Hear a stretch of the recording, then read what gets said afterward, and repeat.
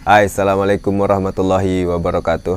Alhamdulillah, hari ini saya mau cerita tentang lempar pisau. Teman-teman, ini teknik lempar pisau no spin, salah satu teknik dalam lempar pisau di mana kita berusaha membuat pisau tidak berputar di jarak berapapun. Tapi setiap orang teman-teman yang bertanya kepada saya baik tentang ilmu lempar pisau ataupun memanah, saya selalu memulai terlebih dahulu dari konsep pemahaman. Saya ingin siapapun yang belajar memanah, siapapun yang belajar lempar pisau itu dimulai dari memahami konsep dasar teori. Karena sebelum mereka paham tentang konsepnya seperti apa, maka berlatih akan hanya menghasilkan omong kosong, tidak akan menghasilkan apa-apa, kurang lebih seperti itu.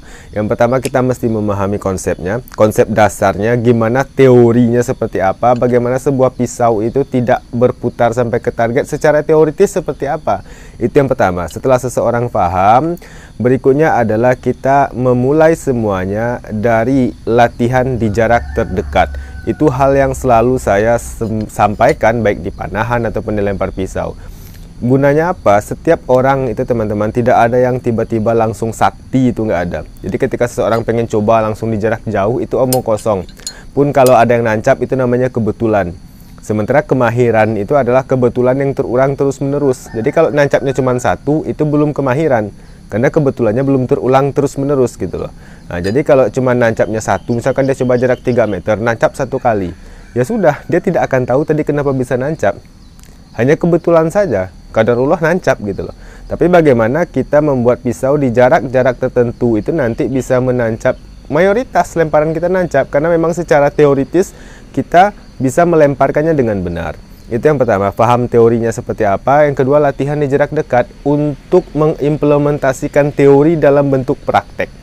Nah, kurang lebih seperti itu konsep dasarnya, mengimplementasikan teori dalam bentuk praktek. Kemudian fungsinya adalah melatih muscle memory. Itu yang selalu saya ulang-ulang baik di panahan ataupun di lempar pisau. Bagaimana muscle memory kita merekam teori dalam bentuk prakteknya secara alamiah lagi. Jadi ketika kita berlatih terus-menerus sehingga otot-otot kita itu mampu merekam teori ke dalam bentuk praktek secara alami. Sehingga tidak perlu dipikirkan lagi cara melemparnya begini, enggak. Sehingga otot-otot kita terbiasa melemparkan saja di jarak berapapun yang kita mau. Sehingga dia akan terlempar secara teoritis. Pertama kita mulai lagi dari pembahasan teori untuk teknik no spin. Teman-teman bisa perhatikan. Saya memegang pisau seperti ini. Ada berbagai macam cara ya orang memegang pisau. Tapi saya seperti ini. Ada yang seperti ini. Ada yang seperti ini. Bermacam-macam. Tergantung nyamannya kita masing-masing.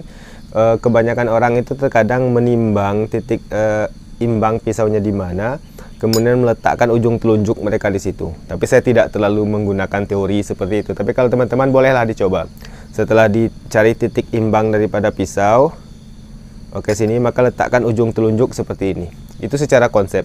Yang berikutnya adalah ketika kita melempar, ujung telunjuk itu melakukan dorongan gesutan di pisau sehingga pisau lurus ke depan. Secara alami, sebuah benda ketika dilempar dia akan berputar, sehingga telunjuk ini kita gunakan untuk memanipulasi putaran pisau sehingga dia tidak berputar. Teman-teman, teorinya seperti itu.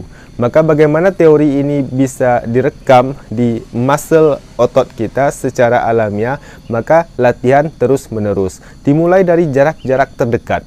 Kalau untuk pemula sekali, kita boleh coba mungkin 1 meter terlebih dahulu. Pokoknya ketika kita melempar, kita pahami telunjuk harus melakukan gesutan di punggung pisau. Oke, nancap. Kita ulangi. Oke, latihan terus-menerus di jarak segini. Sehingga muscle memory kita merekam daripada teori itu dalam bentuk prakteknya. Jika dirasa jarak segini teman-teman mungkin kita sudah mulai mahir. Tapi tentu saja ini dalam jangka waktu ya. Bukan berarti 3 kali lemparan tiba-tiba langsung mahir jarak segini, enggak. Latihan terus-menerus mungkin 1 hari, 2 hari, 3 hari di jarak segini. Latihan lagi terus-menerus di jarak segini 1 hari, 2 hari, 3 hari, 4 hari, 5 hari, atau mungkin bahkan sampai seminggu atau 2 minggu. Maka dirasa benar-benar matang di jarak segini, kita boleh tambah 1 meter ke belakang. Begitu selanjutnya, setelah tambah 1 meter ke belakang, latihan lagi. Setelah dirasa benar-benar matang, muscle memory kita merekam daripada teori dalam bentuk teknik, maka boleh tambah 1 meter lagi. Itu tentu tidak dalam waktu 1 hari saja, 2 hari tentu tidak, dalam waktu-waktu tertentu. Tergantung ya kapasitas seorang, kecerdasan seseorang menangkap atau mengimplementasikan teori itu dalam bentuk praktek. Kurang lebih seperti itu. Yang pertama kita mesti paham terlebih dahulu secara teori bagaimana sebuah pisau itu dilempar. Yang berikutnya adalah kita latihan di jarak terdekat untuk mengimplementasikan teori dalam bentuk praktek sampai kepada muscle memory kita merekam teori tadi secara alamiah kepada otot-otot kita. Nah, setelah itu baru kita boleh tambah jarak, dan seterusnya. Oke, kurang lebih seperti itu teman-teman. Semoga bermanfaat. Assalamualaikum.